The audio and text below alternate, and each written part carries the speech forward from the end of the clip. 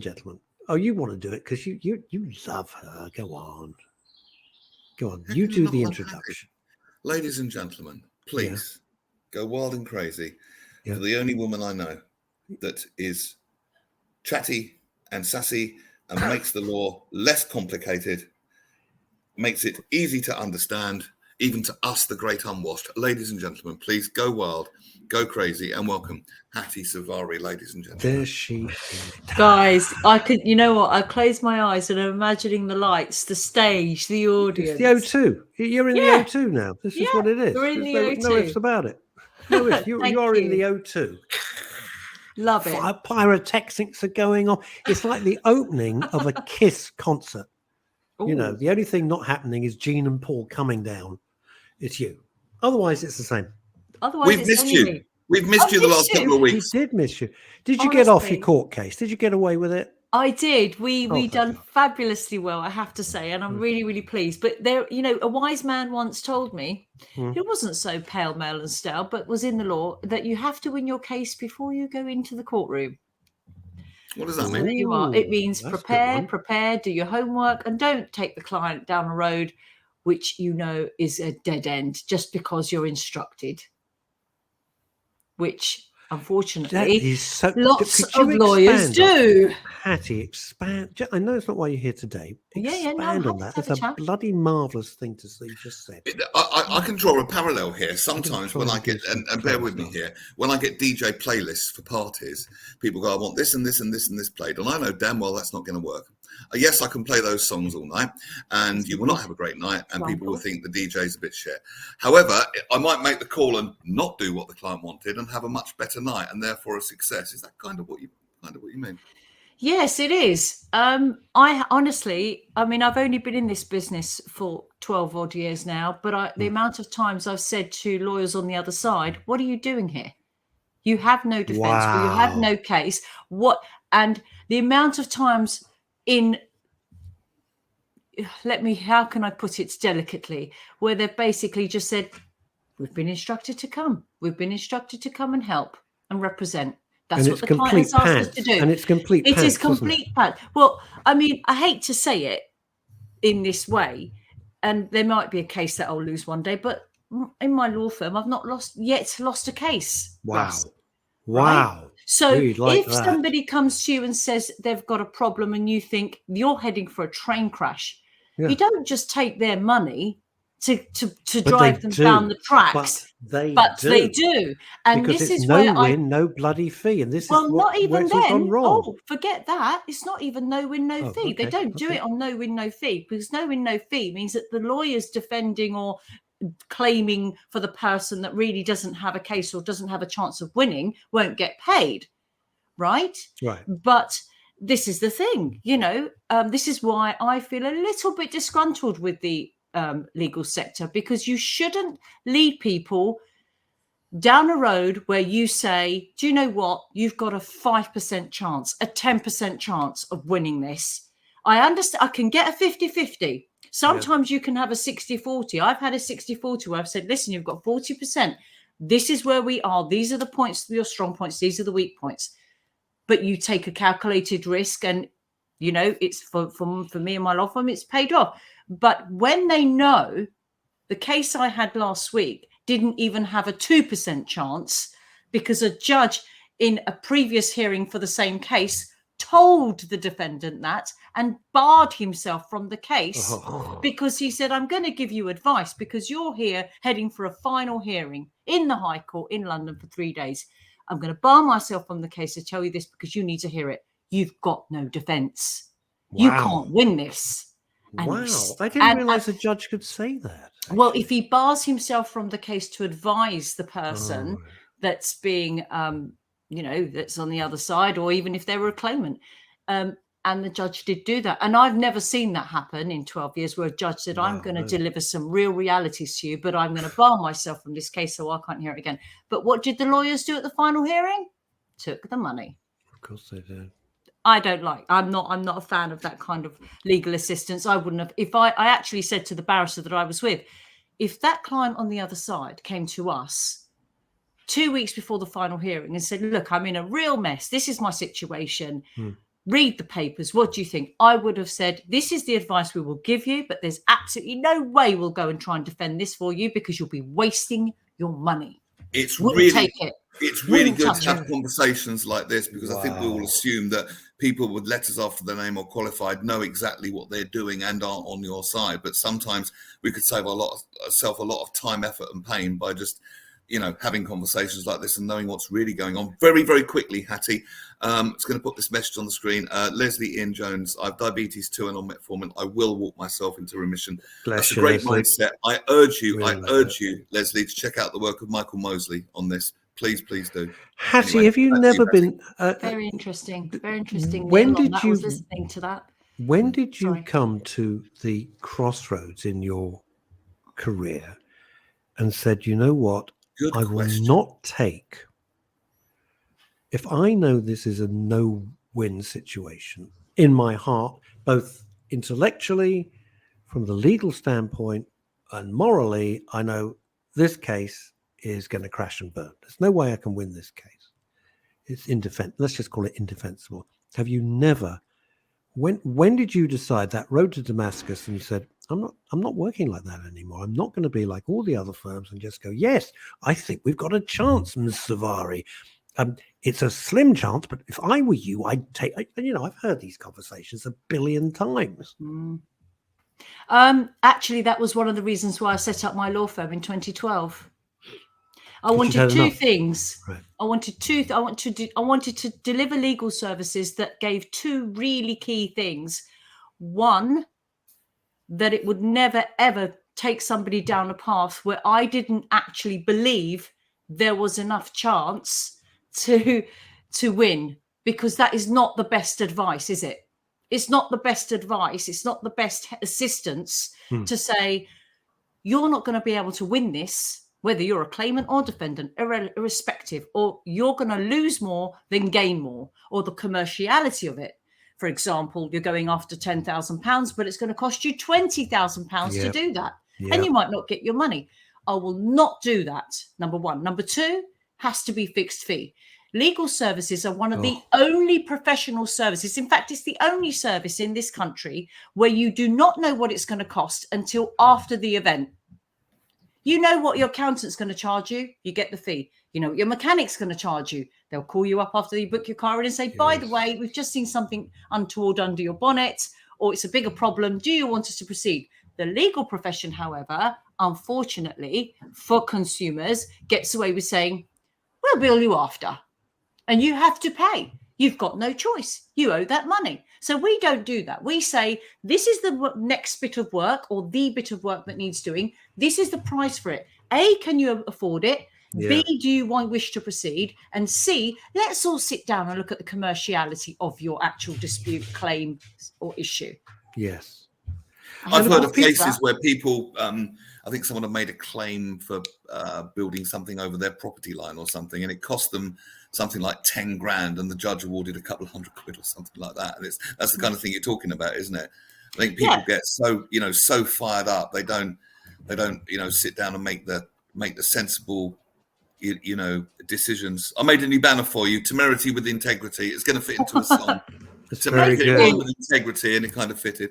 So we're going to have an album by the time. Hello, Sen. We're going to have an album by the time we finish. I think we should. We should do an album. We definitely should. What is today's Hattie Savari live subject? At the Copacabana? Love it. Love it. As long as you're heading it up, Russ, I'm there. Oh, sure. Neil does the beats. You do the voice, the mic, whatever it is, and I'll just be there. I don't know what it is. I wish I knew. I've never learned. It's very, very interesting. This is a moral question. Do you think, and this whole no win, no fee, which I argued years ago with my late pal, Francis Mackay, and I laughed at him and I said, that'll never come to Britain, What an idiot I was, and how right he was. He lived in LA. I think it's... All right, this is just my view. Say it. I think I know what you're going to say. Lowered the integrity of the legal profession, because what it's led to is rafts of ambulance chasers with spurious cases. Well, the thing is, I think with no win, no fee, it can serve a really good purpose. If you have a genuine legal issue and you've got no insurance to cover you that will pay your legal fees, it can serve a fantastic purpose. Like everything, I think, really. Somebody asked me the other day and said, oh, Get Legally Speaking does so well on social media. How do you feel about that? Because I'm a big, thank you, Leslie. I'm a big fan of, not putting everything personal on social media, but using it for the good. The dark side is too dark for me. It's too down the road. It's scary. Yeah. So it's a bit like the same. If it's used properly, if it's done properly, used properly, no win, no fee can be fantastic. And I'm sure it's helped lots of people. Yeah. However, I know of people that have had road accidents that really were not really even injured, but they go to their insurer's doctor to get the assessment, and the doctor's written the report and said, oh yes, what's that whiplash? Yeah, you were off work 3 weeks here, let's make that 6. And that's what goes on, and that's what makes it, Hattie, it took me 3 years to get rid of a chancer. 3 years, which culminated in a full day in court. It was absolute garbage. It doesn't surprise me. It doesn't surprise me. And you know what? It got thrown out. And the judge, in the afternoon, full day, I had to get barristers and everything. 3 years of this crap. Oh my God. And the guy just looked at me and went, like, did you know the one thing? If I could punch him in the face, if I could make some changes to the legal system here, one of the most fundamental change I would make is if you lose your case, you pay the other side's costs. All of it. Thank you. All of it. Because I think that will sieve out and wash out quite a lot of people who get litigious or bring claims against people where they don't fear actually much. They're on a no win, no fee at their end. He couldn't care less, this guy. Or they're a litigant in person. I had one of these on a very big case for a client of mine where the other side was representing himself. Nightmare. Didn't give a damn how much my client was paying fees. And people, Hattie, will try and welch their way out of anything. I'll give you an example. This happened to me. It's all in the past now, so I can talk about it. But I was just dropping off a newspaper at my friend's dad's house, and I was taking a right turn. So if you can imagine, you've got the road, and imagine in front of you, it bends round to the right. I could see, and I was in the box where you turn right. So I was indicating I was in the box, ready to make the right turn. In the box, okay? In the box, okay? In the correct part of the road. And I looked, made the turn, road was clear, smash. What had happened was a motorcyclist had overtaken me on the wrong side. I've actually seen that happen to somebody. On the wrong side. And now he was a young lad. He was a perfectly nice young lad. He was whizzing through the traffic, delivering for a well-known pizza outlet. And he even said, he wasn't badly hurt. He said, it's my fault. He said that as the roadside, And I'm like, obviously the most important thing is he wasn't hurt. That's the most important thing. Then we go to the second most important, the legal side of it. And then the bloody insurance company, they want us to bring in case law and say, well, it was 30% my fault. And I'm like, no, it was not 30% my fault. I was doing everything correctly. He overtook me by the highway code. Yeah. Imagine if a car had done that. If I'd have been in the car and overtook someone on the wrong side while they're indicating, making and he's outside of the lane that he should have been in to go straight ahead. So that would be 30% their fault. Bullshit. Then the pizza company decided to say it was 100% my fault. And I'm sure your insurers dealt with that appropriately. They did. And eventually they capitulated. And, you see, this is the interesting. Let me tell you guys something very interesting about insurance companies. I won essentially. Not that it went to court, but I won. What happened in the end? The insurance was paid out because the pizza company eventually realised it was their fault. Let me tell you something very quickly before the police came and all that sort of thing. Go on. Let me tell you something very quickly about insurance companies, which absolutely grates on me. Insurance companies have a panel of solicitors. Those panel of solicitors that they will automatically use will have a budget of which they can use up to before they have to settle or take instructions from the client, from the insurance company. And so what they will do, and I've had this on the other side of me, and I'm saying this from personally experienced it personally and via my law firm, is they will drag out the work You were talking about 3 years, Russ. I don't know how your case. They went on, it Neil. Dragged. They will drag out the work because the legal firm that's on the panel of the insurer wants to bill. They know when a file lands on their desk. So basically, they're dragging it out. They're dragging out my case, because making they've me got a cap. more responsible than I actually am, just so they can make sodding money. Exactly. And I'm telling you, it's wrong. It's wrong. The police officer at the side of the road, young chap, just in his 30s or something, he said, "Good luck with the insurance company. They are bastards." And I didn't know what he meant at the time. Now I do. Yeah.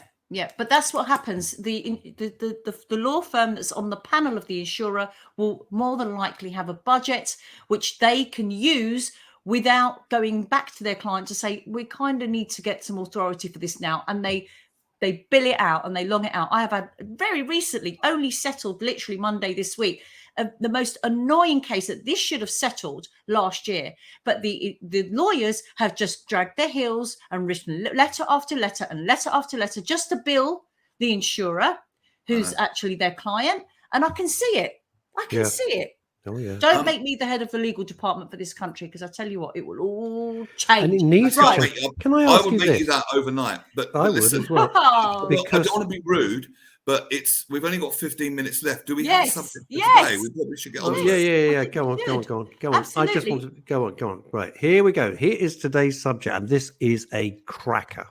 It's a banger, and I've got a gut shot to deliver at the end of it. But it is about, is it illegal to hit an intruder that enters your home? What are your rights? So there's a lot of, again, I start with the myths, because most people, the majority of people only know the myths on a subject. For example, that in the UK, if an intruder comes inside your home and you're not allowed to hit the intruder, even if you fear for your life, and if the intruder gets hurt or killed, then you'll have to face charges yourself. And also that in the USA, you can just shoot someone dead, literally kill them if they step onto your property, and you will not be convicted if you do so.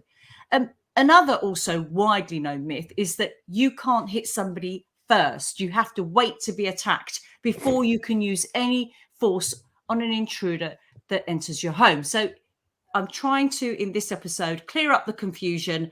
Talk about which point, at which point of defending yourself and you and your family in or on your property becomes a crime.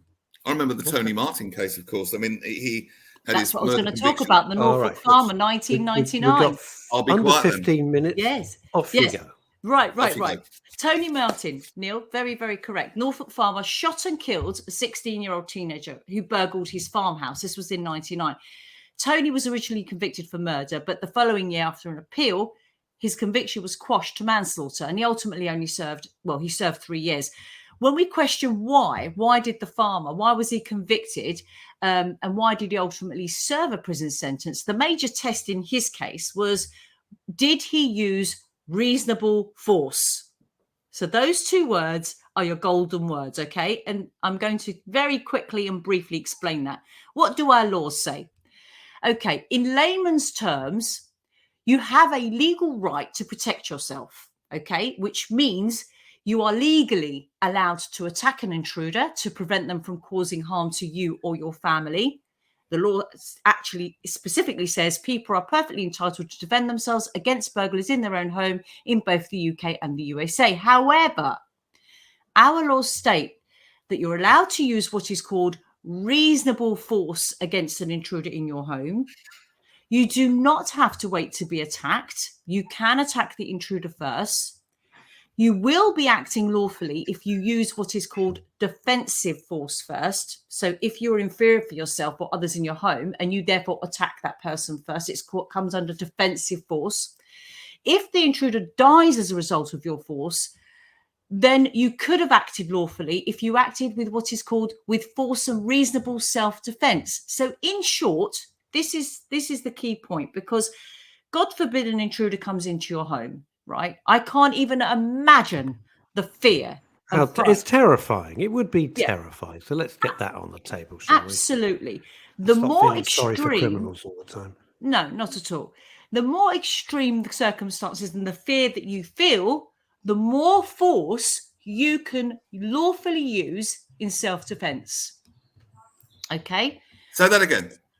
The more extreme the circumstances and the more fear that you feel, the more force you can lawfully use in self-defense. Give us an example, could you? I am going to go an example. So, and I'm kind of come back to the however. If you could be in trouble, and this is where you can't just go and say, I'm going to batter somebody who's entered my home and I'll be okay because they stepped on the premises.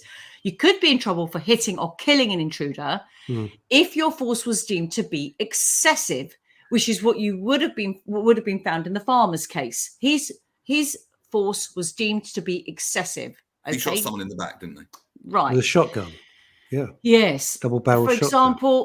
For example, excessive force is you've knocked someone unconscious, right? So they're unconscious, so they can't harm you or anybody around you. But then you decide to further hurt or actually even kill them. That's exactly what I was going to say. So once you've acted lawfully, let's just say, fictional example, someone comes in and I get them on the floor and they're unconscious. Yeah. But then afterwards, I decide to give them a bit of a kick in. That's at the point the law is broken. That's correct. That's where the law will not look at you favorably and not favor you by saying, well, you haven't broken the law. You can't. Excessive force is using more force than necessary under the circumstances. Okay. And remember the key point. The more extreme the circumstances and the fear that you feel, and this is subjective, it will be subjective. The more force you can lawfully use. So this means you can protect yourself in the heat of the moment, which includes using an object or a weapon. Yeah. You can stop an intruder running off, for example, by tackling them to the ground. But here's the gut shot. Okay. And because I like a bit of poker, I do like that term, I must say. There's no specific definition in our laws of reasonable force. There you go. Each circumstances will be taken into account on its own merit. It depends completely on what specifically happened. But if you only did what you honestly thought was necessary at the time, this would provide a strong evidence that you acted within the law. Because you never know what they're going to do. What happens if, let's look at worst case scenario. Two examples, if I may, and I'm just picking them off the top of my head. You're in the kitchen, suddenly you turn around, God forbid, there's two guys there or one guy. I don't care, there's a 3-foot midget there, I'm going to be terrified. But anyway, let's just say they are. You pick up a heavy saucepan and you smack him in the head. Boom. That's kind of reasonable force. I don't have to wait to see if he's got a gun or a knife or God knows what. Well, I would say... What happens if, and then part B, and this is where I'm, you think, oh my God, and you pick it, and God forbid, you pick up a kitchen knife and the guy's down. What happens? I would say because you walked in and was so fearful for yourself and maybe even somebody else in your home that was not unreasonable to do that. Okay. Because I have another topic actually that I do want to bring to the radio show one day. It's the one-punch killers. Because I had a friend who died from a one-punch, where that person punching them didn't actually intend to kill. And I thought you was going to say, I pick up the saucepan, I whack it around their head, and they end up dying. Maybe. Well, I'll be honest, I'm not too fussed at that. I'm not too fussed at that point. I want to disable them. Well, you do, but you also don't want to be deemed as using excessive force, because that's what happened to the farmer. I get that, but I'm not using it. So where's the line? Where's the line? But this is it. This is nonsense, isn't it? Let me read this from... You know what I would do? This is how I get an intruder out of my house. This is what I would do. I'd say, welcome. It's good to see you. You're just in time. Let's sit down and talk about Jesus. Speak English then, haven't you? I had an intruder, says Francois Pascal, coming into my home when I lived in Belgravia, long story, who ended up in court. He told the court that I was, that I was his girlfriend, but because he was jailed for 3 months, he was let off for not enough evidence that he was going to rob or rape. That was in the 70s. Holy God, Francois. Holy moly. Fancy that. Diabolical. Somebody comes into your home, you're a female, and they claim to be your partner. Wow. What about this? Now, Leslie Ian Jones is being slightly light, but let's look at that. What Leslie Ian Jones is saying is, while there's no real deterrence, let's not use this word, try their luck. Yeah, they do. They care not for your rights. Absolutely. So my tool, now here's the point. Hattie, where does this stand? So my tools, and I don't know what he's got. I don't know Leslie Ian. So my tools are always available in the middle of the night. Could be a baseball bat. Could be he's wearing a machine gun, hard I hat don't in the know. picture, so I can take a guess. Do you know my dad, bless him, he used to keep a snooker cue under his I bed. don't blame him. I keep a cricket bat. Well, we had somebody my break school into my cricket mum bat. and dad's home by taking the double glazing window off of the wall and creeping in, grabbing the car keys and leaving off in the night with his car. Jeez. Literally, they took a whole double glazing window off the wall, out. Damn. Look at this. Now, this is They didn't another. need the lock This for is the a key. slightly off topic, but it's kind of aligned to it. What's the rule if someone says, Paul? What's the rule if someone decides to apply a citizen's arrest? Am I allowed to detain and restrain someone until the police arrive in 3 weeks' time? I think What's the deal there? Well, we can do a topic on citizens' arrest. I Yeah, think good it's idea. it's quite an interesting one. We had that chap last year. I forget his name, but he ran over and killed somebody who was attacking somebody else. And he wasn't charged because the only way... No, this guy was stabbing people up in the street. Was it last year? I don't know if you remember reading it. Christ.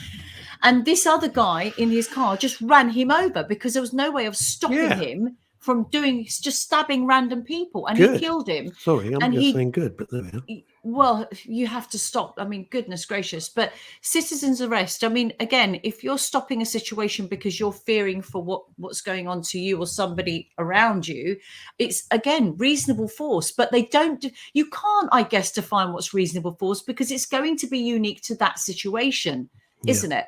What you're being faced with, how you feel, and potentially if somebody's attacking you, the way they're attacking you, what they're attacking you with, it's going to be very unique and specific to that situation. So how do we ever really know? Sorry, Neil. So how do we ever really know? And in the heat of the moment, in It's that the fight heat of or the moment. flight, how are we supposed to think, I mean, just take it, a snap decision. I walk in my house and there's someone there with a knife. I'm really not going to go, Now, I must consider the legal ramifications of this. Reasonable force in this context. Even though you're not.